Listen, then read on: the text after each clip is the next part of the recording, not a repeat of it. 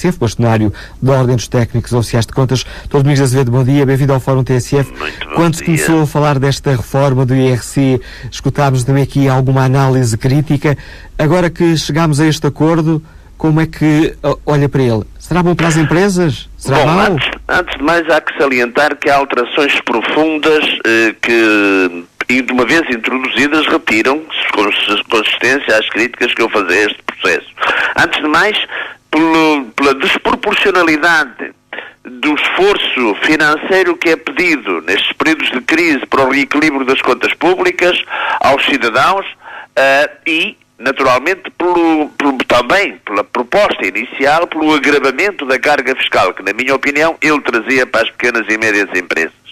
E, desde logo, penso que há aqui, assim, algumas questões que são, que alterou significativamente, na minha opinião, esta alteração do IRC, na medida em que, primeiro, eliminou aquele aumento do PEC de 1.000 para 1.750, ou seja, um aumento injustificado de 75%. Segundo, veio clarificar e tornar para valores normais a contradição que nós temos no âmbito IRC, mas parece que toda a gente vive bem com ela, que é termos um imposto sobre o acrescento patrimonial, por isso um imposto sobre a riqueza, e que convive pacificamente dentro da própria filosofia do IRC com um imposto sobre a despesa, que no fundo é o chamado tributação autónoma. Também aí foi posto alguma normalidade que penso que é positiva. Mas, na minha opinião, o que é mais de salientar neste processo é que o projeto, da forma como estava, deixava-nos a ideia, quem está por fora ficava com a ideia que uma parte significativa do nosso tecido empresarial, neste caso as grandes empresas, não tinham nada a ver com a necessidade de contribuir para o reequilíbrio da nossa economia. E porquanto até se lhes concedia isenções de mais-valias, isenções no que concerne à aplicação do Participation Exception, e porquanto deixando a ideia de que os grandes grupos financeiros, sob a capa de que criavam postos de trabalho, não deveriam pagar pelo menos o mesmo esforço que era pedido às pequenas e às médias empresas. É esta imagem que, na minha opinião, este acordo vem alterar de uma forma significativa. Vem alterar de uma forma significativa, primeiro, porque institui uma nova taxa para as pequenas e médias empresas. Para os primeiros 15.000 euros de rendimento, são tributados, esses primeiros 15.000 euros não é só as pequenas e médias empresas, são também as grandes empresas, mas as pequenas e médias empresas são aqui, enfim, muito, muito beneficiadas, na medida em que terão baixos rendimentos e sendo os seus primeiros rendimentos tributados a 17%. Antigamente era 12,5%, agora ficou 17%. O importante é que se introduziu aqui um mecanismo de compensação no que respeita a um setor importante do empresariado português, que são as pequenas e médias empresas, e que até aí não existia.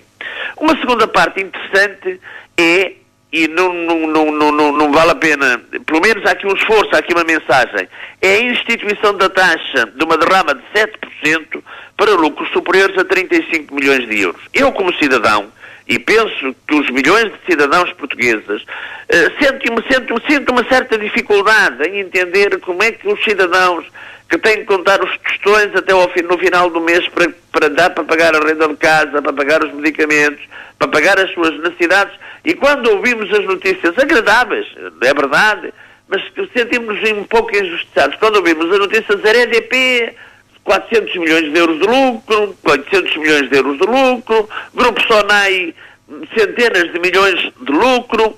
Ora bem, o cidadão sente-se aqui como que dizendo assim, bolas, então o que é negativo é só para mim. Ora, esta taxa, independentemente dela, dos efeitos que ela possa vir a ter, na minha opinião, da maneira como eu leio, é um esforço sério de chamar a estes grupos também a sua participação, o seu esforço no equilíbrio das contas públicas. E, porquanto, tenho aqui a minha total e completa concordância. E estas alterações serão difíceis de aplicar? Há pouco um ouvinte dizia que poderíamos ter aqui uma lei muito burocrática, que poderia ser complicada de aplicar. Não, meu Deus, penso que não, mas qual é a burocracia que estamos a falar? É pegar o rendimento coletável e dizer assim, uma empresa que tenha, por exemplo, 100 mil euros de lucro, o que é que ela vai fazer? Vai pegar nos seus primeiros 15 mil euros e aplica-lhe uma taxa de 17%. Ora, 100 mil menos 15 dá 85. Então chega aos 85 e aplica-lhe a taxa normal de IRC. Isto é assim tão burocrático? A burocracia que tem introduzido no funcionamento das empresas, a obrigatoriedade de enviar faturas, a obrigatoriedade de enviar guias de remessa, por amor de Deus, ainda temos o conceito do que é burocracia. E porquanto não altera literalmente nada, não altera não tem nenhuma burocracia de primeiro nisto, como lhe disse e expliquei-lhe, é muito simples. É pegar no rendimento, subtrair-lhe 15 mil, tributar a 17% e o excedente tributar à taxa normal. Há uma outra questão que eu penso que é interessante e eu não entendi, com toda a sinceridade não entendi, é esta participation exception. Qualquer pessoa de bom senso e conhecendo... Essa é uma das áreas em que não houve acordo. Pois, porque eu penso, mas é a minha opinião, eu penso que qualquer pessoa de bom senso, conhecendo a realidade que atualmente existe, e o que é que existe para os cidadãos perceberem do que é que nós estamos a falar.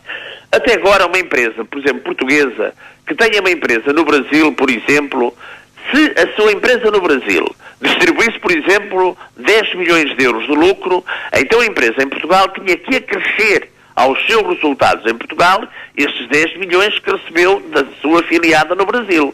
Então a taxa que ela ia aplicar em Portugal seria o resultado de Portugal acrescido destes 10 milhões de euros que recebeu do Brasil. O que é este participation exception? É que as empresas que pagam no seu local de origem, que não paguem em mais lado nenhum. Ora, como nós tínhamos o chamado mecanismo de dedução de imposto pago, ou seja, se ela tivesse pago no Brasil, por exemplo, 1 milhão de euros, nós pegávamos neste 1 milhão de euros e deduzíamos à coleta calculada em Portugal, que é, por isso, o sistema que estava. O que nos vem, o que é que isto resulta? Resulta que se uma empresa no Brasil é tributada, por exemplo, imaginemos a de 15%, se em Portugal era tributada a 25%, então o erário público português era beneficiado com 10% dos rendimentos que beneficiava no Brasil, de 10% percentuais. E esses 10%, a nossa Receita Pública vai perdê-lo com a participation exception. Mas atenção que é muito importante, que a participation exception, as empresas que deslocam as suas sedes para a Holanda, que é o caso mais evidente, e então a empresa filial no Brasil, em vez de mandar aqueles 10 milhões de lucros que ela teve para Portugal, então manda aqueles 10 milhões de euros para a Holanda. Isto tem como efeito prático o quê? Tem como efeito prático que a economia holandesa acresce a sua disponibilidade monetária 10 milhões e Portugal podia ver, pela aplicação da participation exception, por isso a massa monetária, o dinheiro disponível, aumentada nos 10 milhões de euros e não vê, porque há outros sistemas que dão outros benefícios. E por isso, nós estamos num sistema, quem tem minimamente sensibilidade para isto, não pode estar em desacordo, porque nós precisamos de realmente dinheiro para dinamizar a economia. E se o dinheiro das empresas portuguesas, por situações que poderão ser condenáveis, estão a ser utilizados no crescimento de outras economias, que sejam utilizados em Portugal. Agradeço ao Dr. Domingos Azevedo, o bastonário da Secretaria de Contas, agradeço a participação, peço desculpa por interromper, mas temos de terminar aqui